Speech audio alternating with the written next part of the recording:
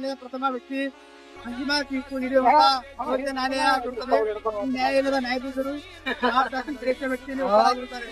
ಈ ನ್ಯಾಯಾಲಯದ ನ್ಯಾಯಾಧೀಶರಿಗೆ ಅವಮಾನ ಮಾಡಿದರೆ ಭಾರತ ದೇಶಕ್ಕೆ ಅವಮಾನ ಮಾಡಿದಂತೆ, ಭಾರತ ಗಾಂಧಿಗೆ ಅವಮಾನ ಮಾಡಿದಂತೆ ಆ ವ್ಯಕ್ತಿಗೆ ಭಾರತ ಜ್ಞಾನ ಅಡಿಯಲ್ಲಿ ನೀಡಬೇಕು.